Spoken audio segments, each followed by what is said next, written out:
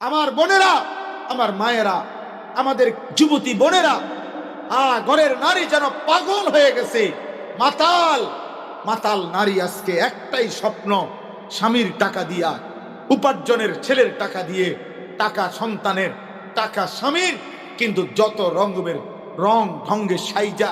আমার বোনের ফিকির একটাই, রাস্তায় যত পারো অসভ্য, চরিত্রহীন, বখাটে, দুশ্চরিত্রকে, আমার শরীর, আমার রূপ, আমার যৌবন, আমার শারীরিক অঙ্গভঙ্গি, আমার বিভিন্ন রং বাহারি রঙের কাপড় চোপড়ের ফ্যাশন, এটা দেখাইতে হবে। আজকে মহিলাদের বেসামাল জিন্দিগির মূল টার্গেট একটাই, যত পারো রূপ দেখাও, যত পারো যৌবন দেখাও। হায় অসভ্য নারী, হায় অসভ্য মেয়ে, তুমি তোমার আল্লাহর অপমান করলা, তুমি তোমার নবীর অপমান করলা। মা আয়েশা, মা ফাতেমা সেদিন হাসরের ময়দানে তোমার কাছে এসে মুখ চাইপা ধরবে। ফাতেমা বলবে, ইমানদার নারী আমি সেই ফাতেমা, যে ফাতেমা বাবার সাথে সামনে আসতে কষ্ট হইছে, নিজের দেহ হেফাজত করার মতো একটা পূর্ণ কাপড় ছিল না আমার, আমি আমার আব্বার কাছে আসতেও আমার কষ্ট হইছে। যে ফাতেমা স্বামীকে বলছে, স্বামী আমার ইন্তেকাল যদি রাত হয়, আমার জন্য ফজর পর্যন্ত আমার দাফন অপেক্ষা করো না, আমার রাতের আধারেই আমার সন্তানদেরকে সাথে নিয়ে দাফন করে দিও। পৃথিবীবাসী যেন মৃত্যুর পরেও দেখতে না পায়, আন্দাজ করতে না পারে ফাতেমা, লাশ দেখেও যেন না বোঝে ফাতেমা কতটা লম্বা ছিল।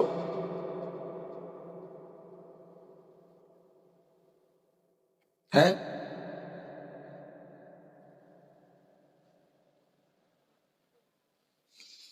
আহ,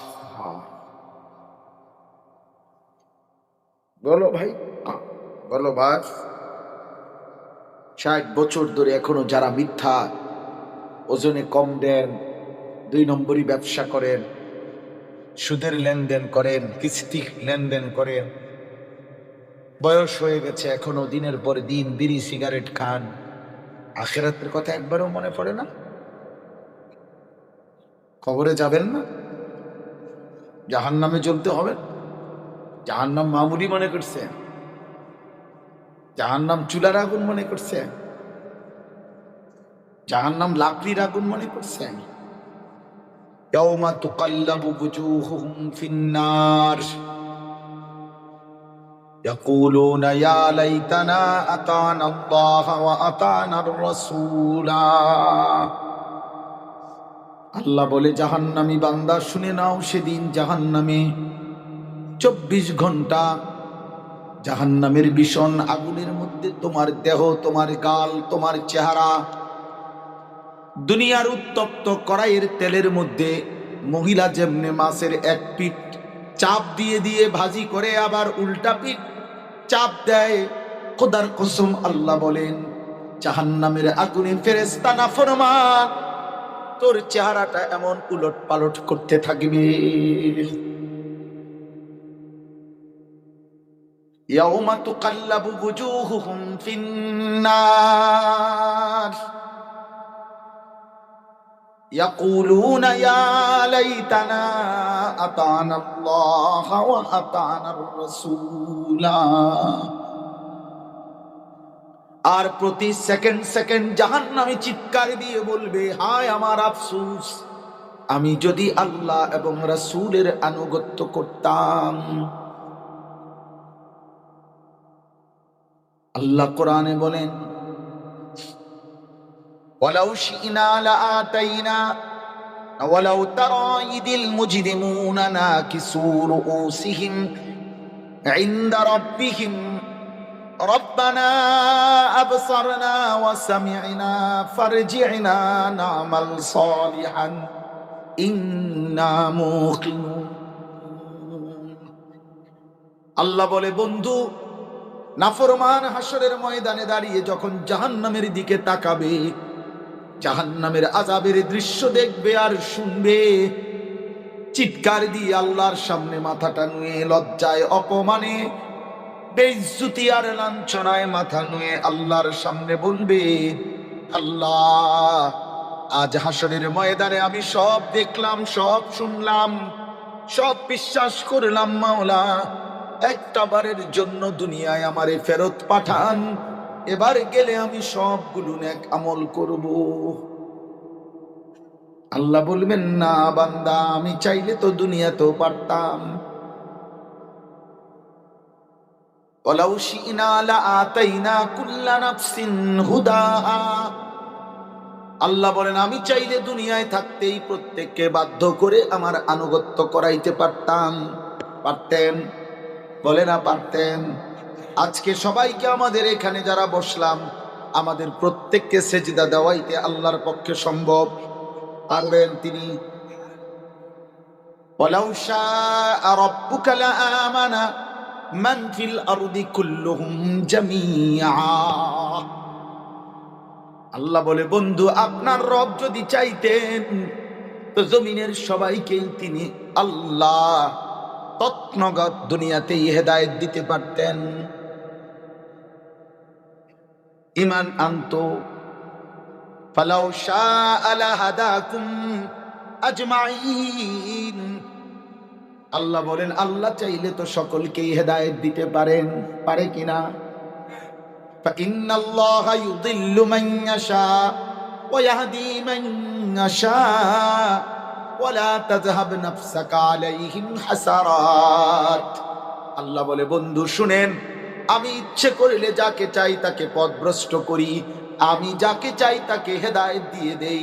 কাজে আপনি শুধু মেহনত করেন, আপনি শুধু দাওয়াত দেন, কারো ঈমানের জন্য, হেদায়েতের জন্য আফসোস করে করে আপনি নিজের জীবন শেষ কইরেন না। আপনি বলতে থাকেন। প্রিয় ভাই, দেখেন, বক্তার পর বক্তা আসলো, গেল, নামলো, একজনের পর একজন বক্তা বদলাইল।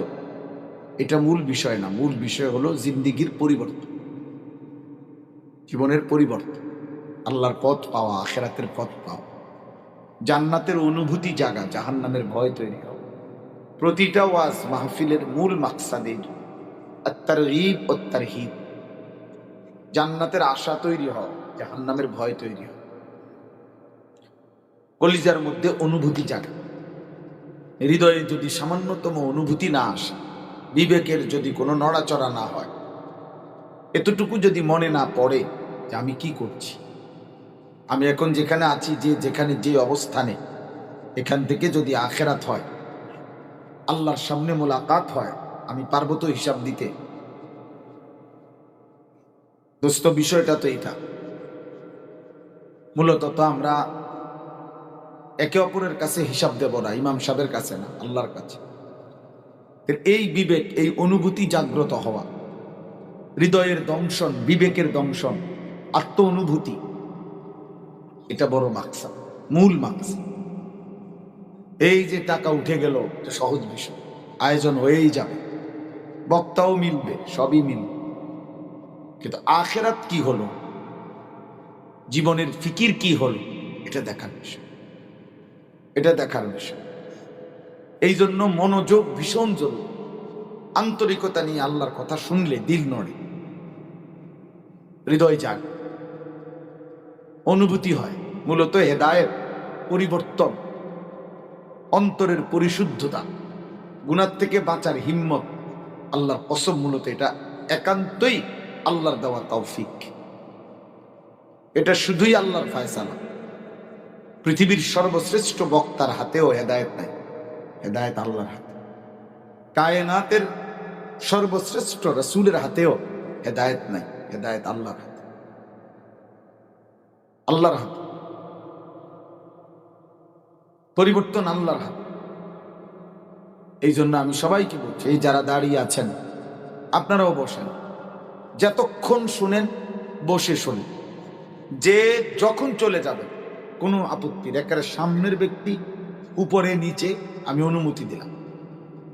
আল্লাহর কথা কম শুনলেও নেকি, বেশি শুনলেও নেকি, কোনো অসুবিধা নেই, কিন্তু খামখেয়ালি ঠিক না।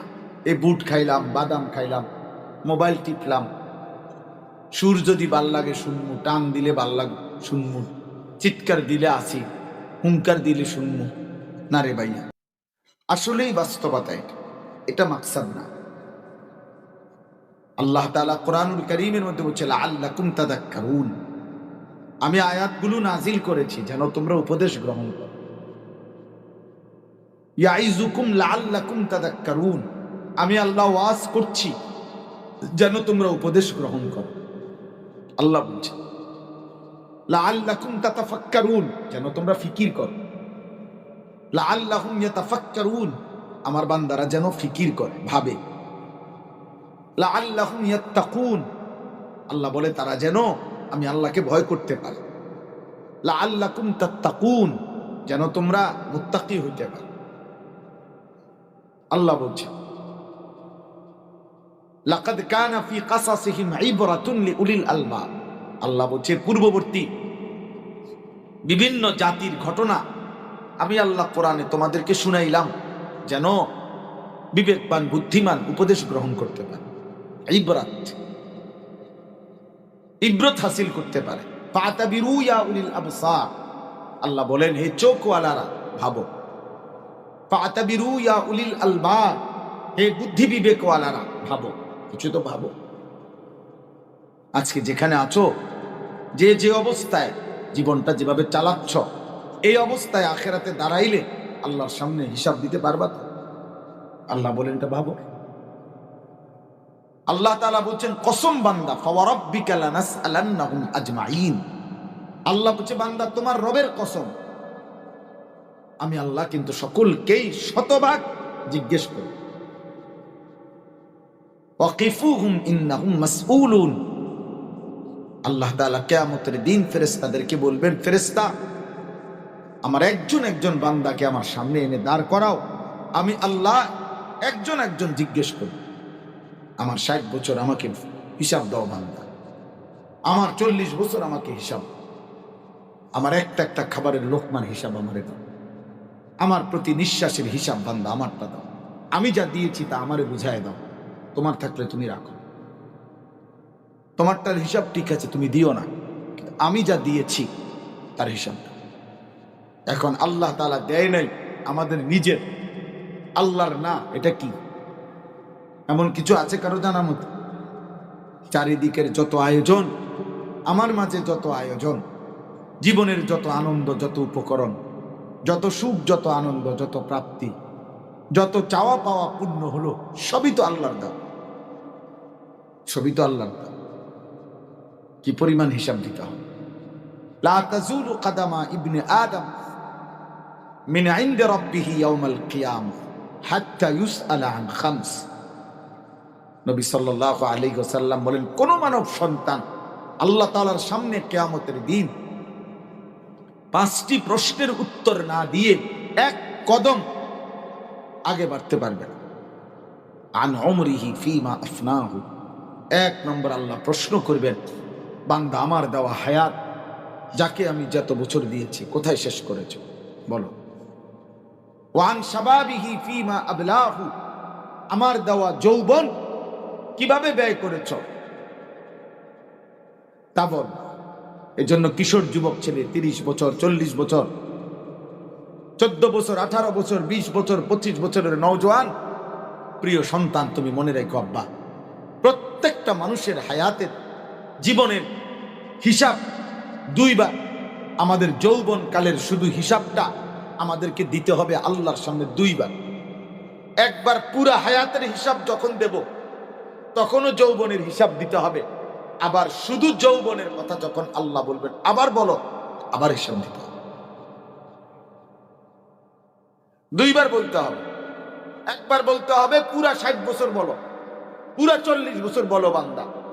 আরেকবার আল্লাহ বলবেন কমপক্ষে 15 থেকে 40, এই 25 বছরকে মানুষের মূল যৌবন বলা হয়। এই 25 বছরের হিসাব আবার বল আমার বান্দা, আবার বল। 25 বছরের রাতগুলো, দিনগুলো, সকাল একাকিত্বগুলো আমাকে বুঝাই দাও, আমাকে বুঝে নেয়। এই জন্য দোস্ত কোরআনুল কারীমের মধ্যে আছে প্রত্যেক জাহান্নামীকে আল্লাহ তাআলা তার হায়াত দিয়ে প্রথম তার বিরুদ্ধে দলিল পেশ করে। নাফরমান পাপী বান্দা তার হায়াত তার বিরুদ্ধে দলিল, যার জীবন তার বিরুদ্ধে দলিল। কেন জাহান্নামী হইলা? আল্লাহ তার নিজের হায়াত দিয়ে তাকে দলিল। আওয়ালাম নুআম্মিরকুম মা ইয়াতাযাক্কারু ফীহি মান তাযাক্কার। বান্দা বলো তো, উপদেশ গ্রহণ করার মতো, আমি আল্লাহকে স্মরণ করার মতো, আমার প্রত্যেকটা হুকুম আমার গোলামি করার মতো হায়াত, সময়, বয়স আমি কি তোমাকে দেইনি? তুমি ভাবো তো, 7টা বাজে যদি এশার নামাজের আজান হয়, কমপক্ষে 12টা পর্যন্ত মাকরুহ ছাড়া এশার নামাজ পড়া যাইত, 5 ঘন্টায় তোমার পক্ষে কি নামাজ পড়া সম্ভব ছিল না? তুমি বলো। দুপুর 1টা বাজে জোহরের আজান হইল, তো বিকাল 3:45 বাজে আসরের আজান হইল, তাইলে 3 ঘন্টায় জোহরের নামাজ কি পড়া যাইতো না বান্দা? 1.5 ঘন্টা টাইমে কি 4 রাকাত ফজরের নামাজ পড়া যাইতো না? তোমার হায়াত তোমার বিপক্ষে দিলে। তুমি বলো বান্দা, আমি কি রাত দেই নাই? আমি কি দিন দেই না? হুয়াল্লাযী জাআলাল লাইলা ওয়ান নাহারা খিলফাতান লিমান আরাদা আন ইয়াযাক্কারা আও আরাদা শুকুরা। আল্লাহ বলে, রাত এবং দিন আমি পর্যায়ক্রমে বানিয়ে থাকি। কেন বান্দা? যারা যারা আমার স্মরণ করতে চায়, আমার বন্দিগি করতে চায় তাদের জন্য, যারা আমার কৃতজ্ঞতা আদায় করতে চায় তাদের জন্য। বান্দা বিশ্বাস করো, কোন বাটপার, চিটার, চোর, ডাকাত, জেনাখোর, ব্যভিচারী, কোন লম্পট, দুশ্চরিত্র যুবক, রাত ভোর যারা উলঙ্গ ছবি দেখো, তোমার মতো জানোয়ার স্বভাব নাফরমানের জন্য আল্লাহ রাত বানায় না। রাত বানাইছিল কিছু মানুষ তাহাজ্জুদ পড়ে, কিছু মানুষ এশার নামাজ পড়বে, কিছু মানুষ আল্লাহর গোলামি করবে, তাদের জন্য, তাদের জন্য। আল্লাহ বলছেন আমি দিন বানাই চিটার, বাটপার, সুদখোর, নেশাখোর, ব্যভিচারীর জন্য না। আমি যদি দিন না বানাই, ফজরের ওয়াক্ত হবে কেমনে? আমি যদি দিন না বানাই, জোহরের ওয়াক্ত হবে কেমনে? আসর হবে কেমনে? আমি যদি সূর্য না ডুবাই, মাগরিব এশা হবে কিভাবে? আমার বান্দা যেন আমার গোলামি করতে পারে। এই জন্য দোস্ত, আমি অনুরোধ করছি, সময় লাগুক কিন্তু ভাবেন।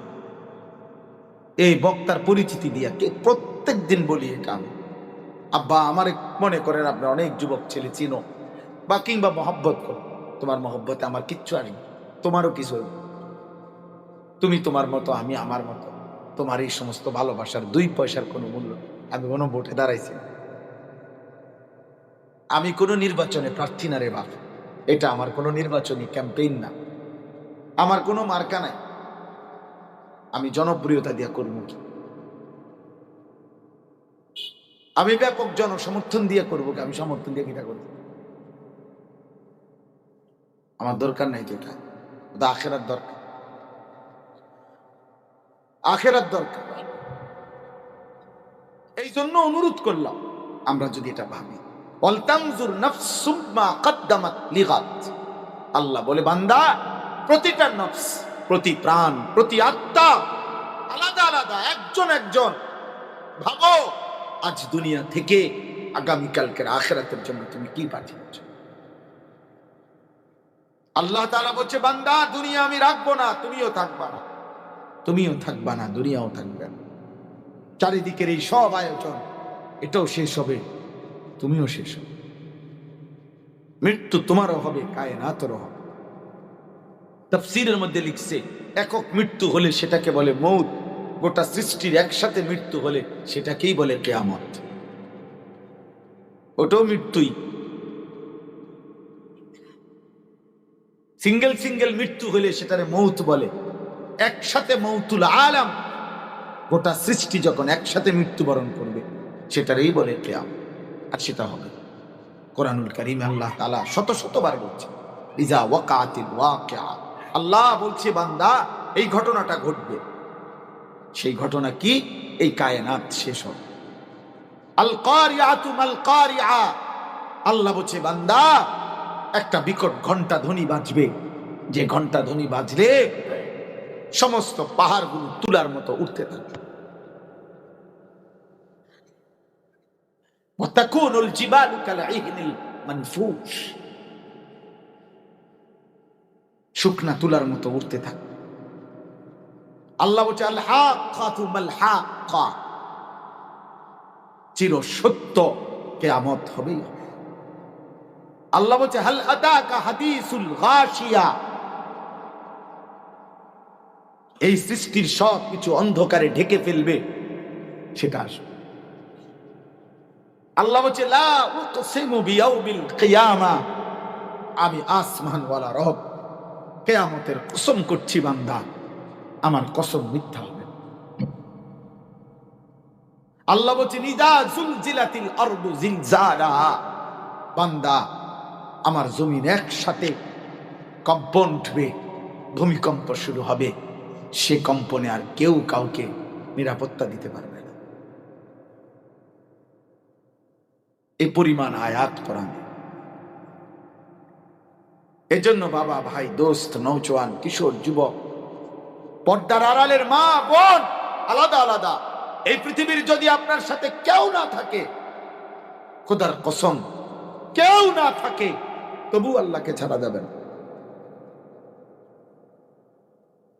স্বামীর কারণে পারি নাই, শ্বশুরের কারণে পারি নাই, দেবর ননদের কারণে আল্লাহ মানতে পারি নাই, শরীয়তের বিধান মানতে পারি নাই, কোন মুসলমান নারী এত বড় নাফরমানি কথা বলে আখিরাতে মাফ পাবেন। কোরআনুল কারীম আল্লাহ বলছে ওয়া ইন জাহাদাকা আলা আন তুশরিকা বিমা লাইসা লাকা বিহি ইলম ফালা তুতি'হুমা ওয়া সাহিবুহুমা ফিদ দুনিয়া মা'রুফা।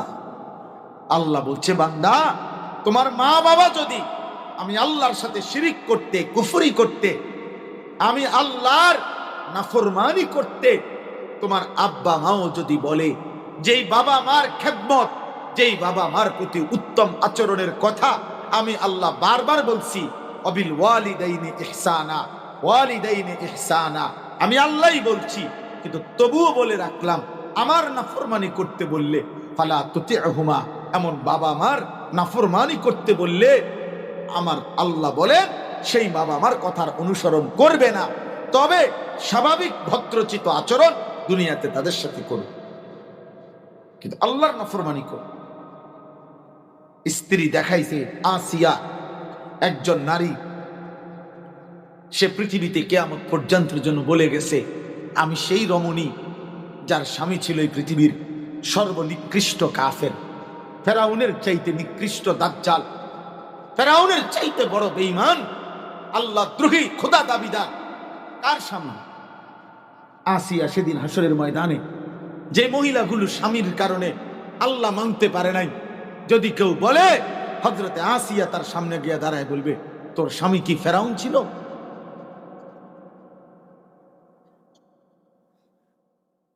তোর স্বামী কি ফেরাউন ছিল? আমার স্বামী ফেরাউন ছিল।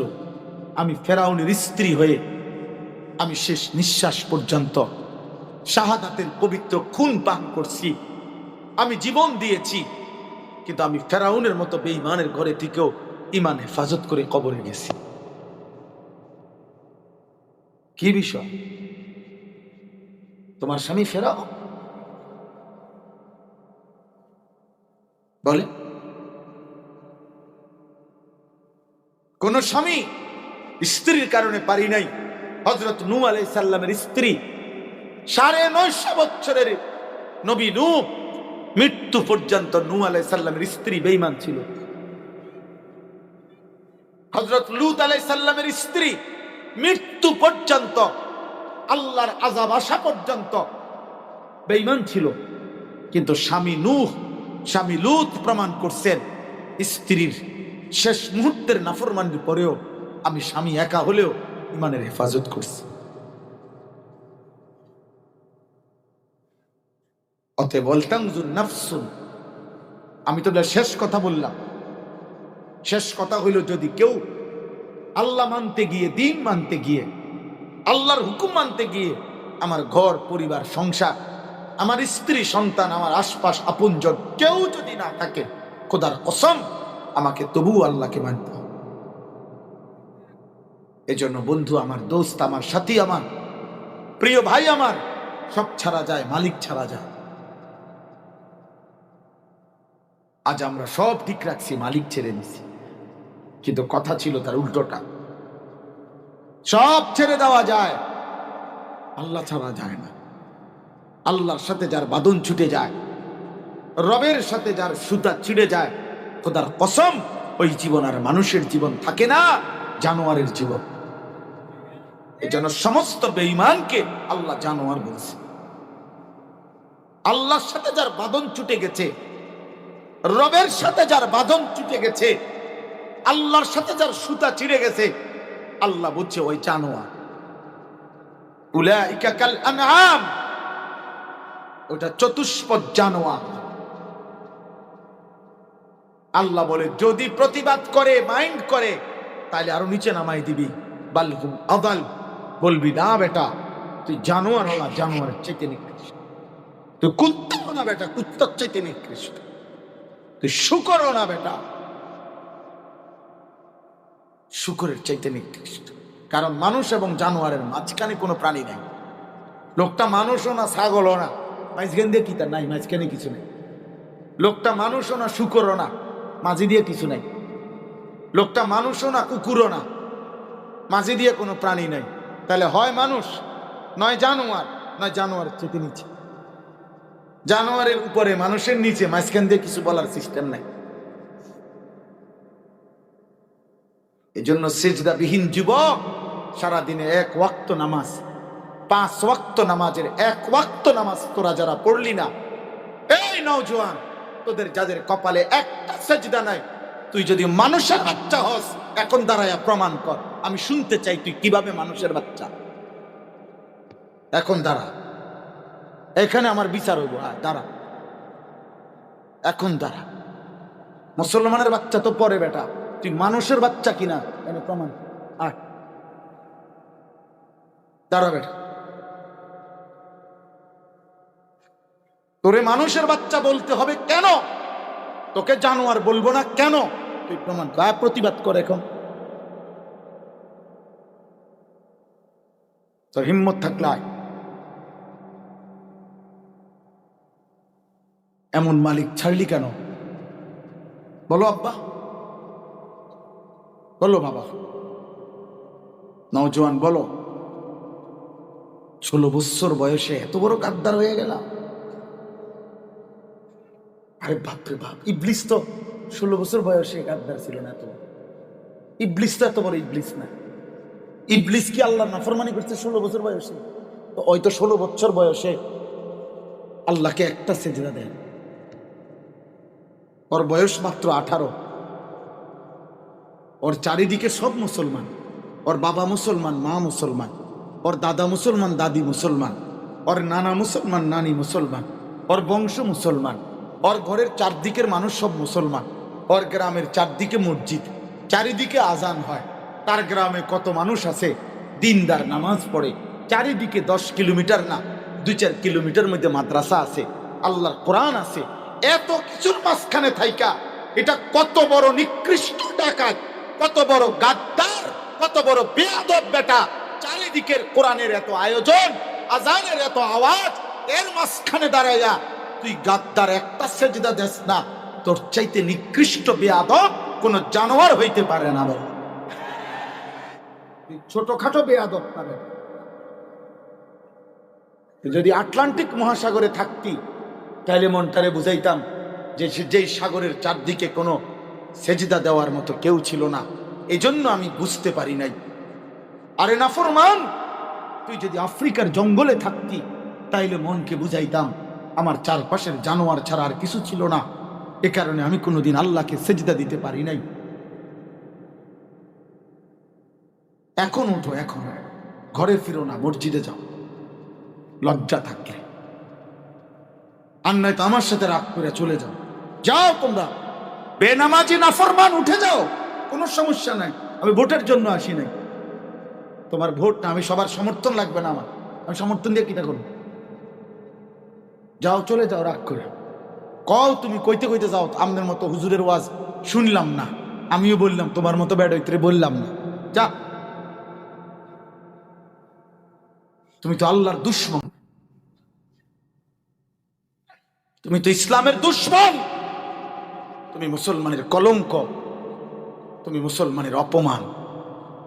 বেঈমান তোমার দিকে হাসে, মুশরিক তোমার দিকে হাসে।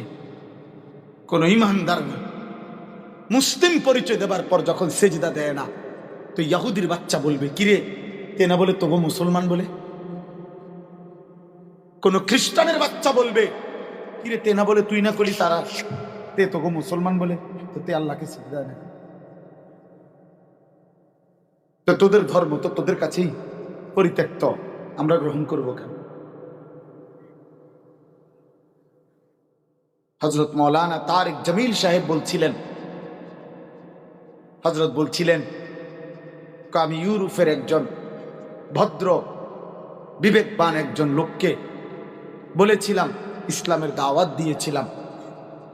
তখন আমি কথার প্রসঙ্গে বললাম আমাদের ধর্মে চরিত্রের পবিত্রতার জন্য মদ জুয়া এগুলো খাওয়া ব্যবহার করা, মদ জুয়া খেলা চিরতরে নিষিদ্ধ, হারাম।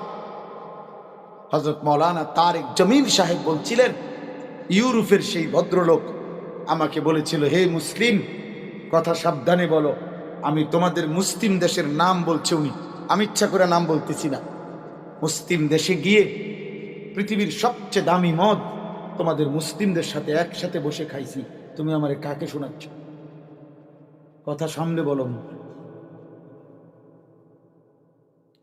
হযরত মাওলানা তারেক জমিল সাহেব বলছিলেন যে আমি মাথা নুয়ে ফেলছি, আমি চোখ দিয়ে পানি ছেড়ে দিয়ে বলছি, হায় আমার স্বজাতির কারণে বিজাতিকে ধর্মের দিকে আনতে পারবে। আজকে বলো তোমরা ছেলেরা বলো, তোমাদেরকে দেখাইয়া যদি কোনো বেঈমান বলে যে এরা যদি তোদের ছেলে হয় তো চুল আমাদের মতো কেন? বলো আব্বা একটা ছেলে বলো। আজকে যদি কোনো বেঈমান বলে এরা যদি তোদের মুসলমান সন্তান হয় তাহলে এক ওয়াক্ত নামাজ পড়ে না কেন?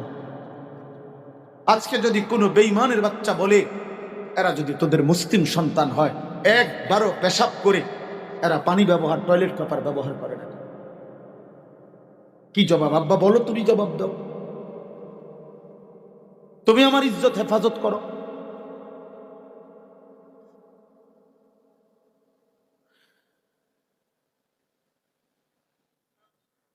এই জন্য বাপ, এটা তো দুনিয়ার অপমান আছেই, আখিরাত এরপরে তো দুনিয়া মনে করেন ঠিক আছে, কুফর করে শিরিক করে নাফরমানি করে আল্লাহর অবাধ্যতা করে যাবতীয় পাপ, আমি দেরি করছি না, এই শেষ আর অল্প, যাবতীয় কুফর শিরিক যাবতীয় পাপ, এই চুরি ডাকাতি জিনা ব্যভিচার মদ জুয়া নারী ছবি অশ্লীল দৃশ্য হারাম উলঙ্গ নাচ গান। আবু তালেবকে নবী সাল্লাল্লাহু আলাইহি সাল্লাম মৃত্যুর সময় 38 বছর নবীর সুখে দুঃখে অভিভাবক ছিলেন আবু তালেব। 38 বছর, 12 বছর থেকে 50 বছর। নবীজির বয়স যখন 50 তখন আবু তালেব ইন্তেকাল করছে, আর নবীজির বয়স যখন 12 তখন আবু তালেব নবীজির দায়িত্ব হাতে নিছে। আব্দুল মুত্তালিব ইন্তেকাল করছে। এই 38 12 থেকে 50 38 বছর পরেও 40 থেকে 50 এই 10 বছর টানা নবী কালেমার দাওয়াত দিছে, ঈমান আনে নাই। 38 বছর পরেও যখন ইন্তেকালের মুহূর্ত, বুখারীর রিওয়ায়াত সাঈদ ইবনুল মুসাইয়াব থেকে বর্ণিত, আল্লাহর নবী মৃত্যুর পূর্ব মুহূর্তে আবু তালেবের পাশে বসে বলছেন, কুল লা ইলাহা ইল্লাল্লাহ কালিমাতান আশহাদু লাকা বিহা ইনদাল্লাহ। চাচা, ইয়া আম, চাচা রে, একবারের জন্য চাচা কালেমাটা পড়েন, আমি ওয়াদা দিলাম আমি ভাতিজা মুহাম্মদ আপনার এই কালেমার পক্ষে আল্লাহর সামনে আপনার জন্য সাক্ষ্য দেব। হাদিসের মধ্যে আছে আবু জেহেল এবং উমাইয়া ইবনে খালফ, এই দুই বেঈমান আবু তালেবের পাশে বসা ছিল। উমাইয়া ইবনে খালফ এই বেঈমান, সে বলতেছিল, আতারগাবু আন মিল্লাতি আব্দুল মুত্তালিব।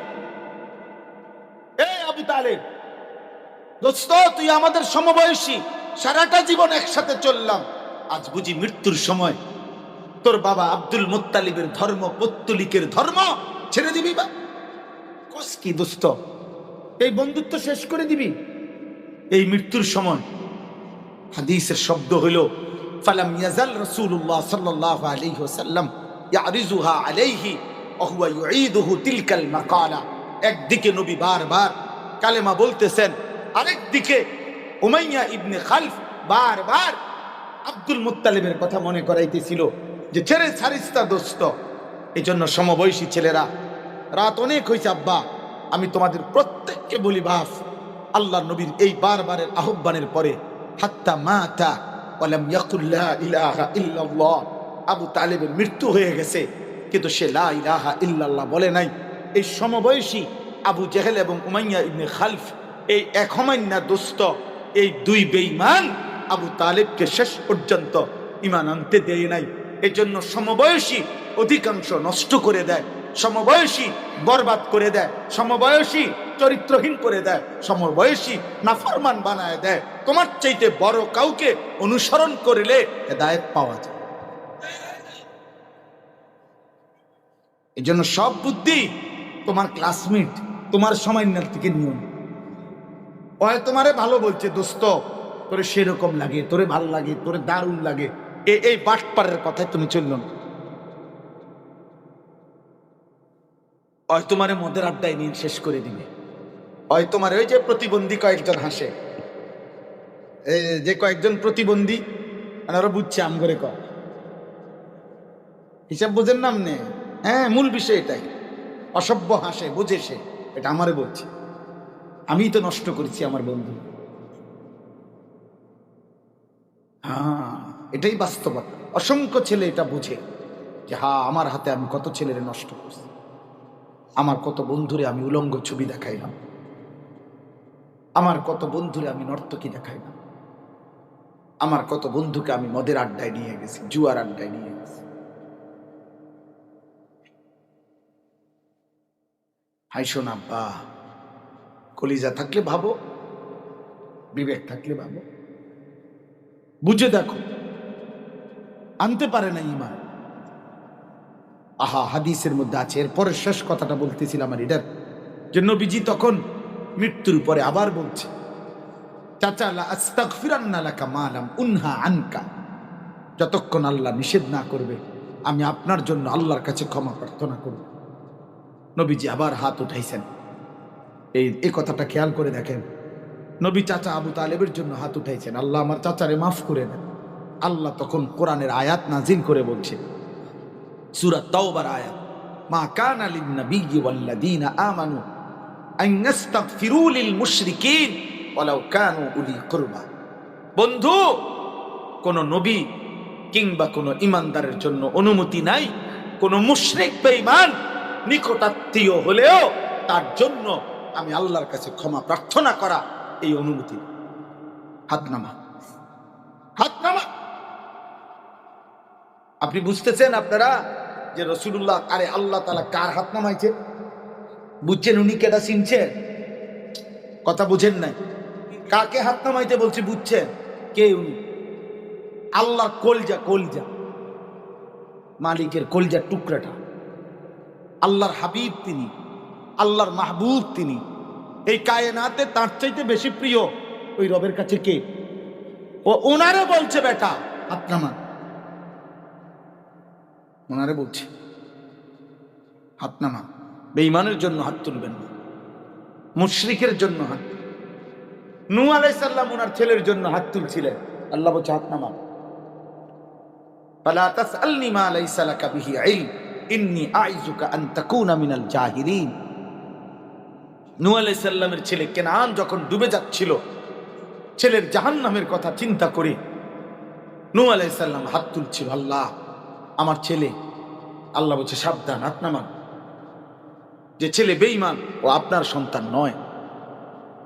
আল্লাহ বলছে নূহ, আপনি নবী, আপনি মূর্খদের মতো আচরণ করবেন না, আমি নিষেধ করলাম। আপনি জানেন না আমি আল্লাহ তাআলা বেঈমানের জন্য দোয়া কবুল করি না? আপনি জানেন না? কেন চাইলেন? হাত নামান। কোরআন কারীমে আছে সূরা হুদের মধ্যে নূহ আলাইহিস সালাম হাত নামাইয়া আল্লাহর কাছে মাফ চাইছে। আর বলছে আল্লাহ আমার ভুল হয়ে গেছে, আমি সন্তানের ভালোবাসায় আমার সন্তান জাহান্নামের আগুনে জ্বলবে এ কথা মনে হয়েছে, আর আমার হুঁশ ছিল না। এই জন্য আমি হাত তুলে ফেলছি, মাওলা আমি ঠিক করি নাই। ইল্লা তাগফিরলি ওয়া তারহামনি আকুম মিনাল খাসিরিন, আপনি যদি আমারে মাফ করে না দেন আমি নিজে নবী হয়েও ক্ষতিগ্রস্তদের অন্তর্ভুক্ত হব। এই জন্য একজন বাবার স্বপ্ন জীবনের, একজন স্বামীর জীবনের স্বপ্ন, একজন মানুষের যে আমার পরিবারস্থ মানুষগুলো জাহান্নাম থেকে বাঁচায়, এটা হলো মূল ফিকির। আব্বা আমনে বাড়িঘর দালান যে 2% হইব, বাকিটা হয় করব। আমনে মরার পরেও রাজমিস্ত্রি থাকবো, আমনে মরার পরেও কাঠ মিস্ত্রি থাকবে, আমনে মরার পরেও স্যানিটারি মিস্ত্রি থাকবে, আমনে মরার পরেও টাইলস মিস্ত্রি থাকবে। ওই বাকিটা আপনি ফুতের আমলে করবে। আপনি মরে যান, আপনি মরতেন লইছেন মরে যান, কিন্তু আপনার কবর আপনি না সাজাইলে আব্বা কেউ সাজাই দিবে। আপনার বিল্ডিং, আপনার সংসারের বাকিটা আপনার ফুটে করে। আমার আব্বা মরার পরে আমরা 5 ভাই বিল্ডিং করছি। আমার আব্বা আমগো 5 ভাইয়ের কারো বিল্ডিং আমার আব্বা দেখেন। আমার আব্বা মরার পরে আমরা 5 ভাই সোফা কিনছি, আমার আব্বা দেখছে। হ্যাঁ, টাইলসও লাগাইছে, এটা কিচ্ছু না। টাইলস কোনো এমন কোনো আশ্চর্য কিছু না যেটা লাগাইলে বিরাট টাইলসে মানুষের মতে, পেশাবখানার টাইলসে মানুষে পেশাব করে, টাইলসে বাচ্চা মতে, হাঁটতে হাঁটতে মতে। ছোট ছোট বাচ্চা টাইলসে মতে না, হাঁটতে হাঁটতে মতে না, তো টাইলস কি তাই নাকি একটা নিয়ামত নাকি? হ্যাঁ, আল্লাহ আমাদেরকে বিবেক দান করে। অতএব আমার কথা আমি শেষ করছি এটাই বলে, এই আয়াতের তর্জমা বলতে চাই। অর্থ হলো দোস্ত, এই রাত গভীরে কুয়াশা ঠান্ডায় প্রত্যেকে, ছোট বড় কিশোর যুবক বাবা, আমি হুজুর পাবলিক, পর্দার আড়ালের মা বোন, প্রত্যেকেই 30 সেকেন্ড হলেও হিসাব করেন যে আমাদের জীবনে এই মুহূর্তে যে যেখানে আছি 30 সেকেন্ড আপনি ভাবেন যে আমার জীবনে, ভাবেন তো গুনাহ বেশি না নেকি বেশি? বলো না আব্বা, ছেলেরা বলো না বাপ। 30 বছরের নিচে তোমাদের যাদের বয়স, হাত উঠাও, হাত উঠে কও। 30 বছরের নিচে যাদের বয়স, হাত উঠাও, লজ্জার কিছু নেই, হাত উঠাও। মাশাআল্লাহ, হাত নামাও। তাহলে বলো ভাই, গুনাহ বেশি না নেকি বেশি? তো চোখ বন্ধ করে ভেবে আল্লাহ বলছে, বান্দা গুনাহ বেশি, ঘাবড়ায় না, এখনো তো হায়াত আছে, সুযোগ আছে, এখনো আজরাইল আসে নাই, বান্দা সুযোগ আছে, এখনই মাফ চাও, এখনই মাফ চাও। নবীর কয়েকজন নবীজির কাছে আয়েশা বলছে, ইয়া রাসূলুল্লাহ, ঈমান তো আনতে চাই কিন্তু গুনার পরিমাণ তো অনেক বেশি। তাফসীরে কুরতুবীতে লিখছে এই আয়াতের তাফসীরে, সূরা জুমার 24 নম্বর পারা 39 নম্বর সূরা, সূরা জুমারের 53 নম্বর আয়াত, এই আয়াতের তাফসীর আছে। নবীজির কাছে কিছু সাহাবী, কিছু লোক এসে বলছে যে, হে মুহাম্মদ, কালেমা তো পড়তে চাই, কিন্তু তুমি কি জানো আমাদের গুনাহ কি পরিমাণ? বলছে, আমাদের গুনাহ শুধু মূর্তি পূজা না, আমরা জিনা করেছি কি পরিমাণ হিসাব নাই, আমরা মদ খাইছি কি পরিমাণ হিসাব নাই, আমরা চুরি করছি কি পরিমাণ হিসাব নাই, আমরা মানুষের খুন করছি কি পরিমাণ হিসাব নাই। তোমার আল্লাহকে বলো, আমাদের তো মনে হয় এত বেশি পরিমাণ গুনাহ তোমার আল্লাহ মাফ করতে পারবে না, করবে না, এই জন্য ভয় হয়। তুমি আল্লাহকে জিজ্ঞেস করো। কোরআনুল কারীমের এই আয়াত নাজিল করে আল্লাহ জবাব দিছে, কুল, হে নবী আপনি বলেন, ইয়া ইবাদি, হে আমি আল্লাহর বান্দা, এদিকে আও বান্দা, এদিকে আসো, লা তাকনাতু মির রাহমাতিল্লাহ আল্লাযীনা আসরাফু আলা আনফুসিহিম, জীবনটা যারা গুনায় গুনায় পূর্ণ করে ফেলেছো, সীমা লঙ্ঘন করে ফেলেছো, অতিরঞ্জিত করে ফেলেছো, গুনার পাহাড় যারা জমাইছো, গুনার সাগর যারা বহায়া দিছো, আল্লাহ বলেন, লা তাকনাতু মির রাহমাতিল্লাহ, তোমরা আমার রহমত থেকে নিরাশ হইও না। আমি আল্লাহ ওয়াদা দিলাম, ইন্নাল্লাহা ইয়াগফিরুয যুনুবা জামিআ, কুফর, শিরক, নিফাক, কবিরা, সমস্ত গুনাহ আমি আল্লাহ, আমার দিকে ফিরে আসো, কালেমা গ্রহণ করো, তওবা করো, আনুগত্য করো, আমি ওয়াদা দিলাম সব মাফ করে দেব। কুল ইয়া ইবাদিয়াল্লাযীনা আসরাফু আলা আনফুসিহিম লা তাকনাতু মিন রাহমাতিল্লাহ। রাত গভীরে এক ফোঁটা চোখের পানি ফেলো বান্দা, পেছনের গুনাহ স্মরণ করে ছেড়ে দাও, আর করবে না, ওয়াদা দাও, লজ্জিত আর অনুতপ্ত হয়ে মাফ চাও। আল্লাহ বলে যদি দিল থেকে এই তিনটা জিনিস করতে পারো, যদি বলো গুনাহ ছেড়ে দিলাম মাওলা, যদি বলতে পারো আর করব না, ওয়াদা দিলাম আল্লাহ, আমি লজ্জিত মাওলা, মাফ চাইলাম, আল্লাহ বলেন আমি ওয়াদা দিলাম আমি সব গুনাহ একসাথেই মাফ করে দেব। ইন্নাহু হুয়াল গফুরুর রহিম। আল্লাহ বলে কেন মাফ করব না বান্দা, সবচাইতে বড় ক্ষমাশীল তো আমি আল্লাহ। রাহিম, আমি দয়াশীল, আমি তো গফুর, আমি তো রাহিম, আমি মাফও করব দয়াও করব। আমি শুধু মাফ করে ছেড়ে দেব না। দুনিয়ার মানুষ মাফ চাইলে বলে আচ্ছা মাফ করে দিলাম যাও, আর করবা না। আল্লাহ বলেন আমি যাকে মাফ করি তাকে আমি ছেড়ে দেই না। আমি মাফ করলে বলি যে যাও, না না। আল্লাহ বলেন রাহিম, মাফ করলে দয়াও করি, দয়া করে মাফ করে জান্নাতও দিয়ে দেই। ইন্নাহু হুয়াল গফুরুর রহিম। ওয়ানিবু ইলা রাব্বিকুম ওয়া আসলিমু লাহ। আল্লাহ বলে কি করতে হবে, তাহলে তোমাকে দুইটা কাজ করতে হবে। এক নম্বরে আনিবু আই ইরজিউ আই তুবু, ফিরে আসো আমি আল্লাহর দিকে, তওবা করো আমি আল্লাহর দিকে। তওবা মানে তিন জিনিস। এক, গুনাহ ছেড়ে দাও, আর করবে না, ওয়াদা দাও, লজ্জিত আর অনুতপ্ত হয়ে মাফ চাও। আল্লাহ বলেন এটা করতে হবে। শিরিক করতে ছেড়ে দাও, কুফর করতে ছেড়ে যাও, বিদআত করতে ছেড়ে দাও, নেফাকি করতে ছেড়ে দাও, কবিরা গুনাহ করতে ছেড়ে দাও, একটা একটা পাপ গুনাহ করতে ছেড়ে দাও, আর করবা না, ওয়াদা দাও, লজ্জিত হয়ে মাফ চাও। আর কি করতে হবে, আসলিমু লাহু, নতুন করে এখন থেকে আমি আল্লাহর যাবতীয় আদেশ নিষেধের আনুগত্য করো।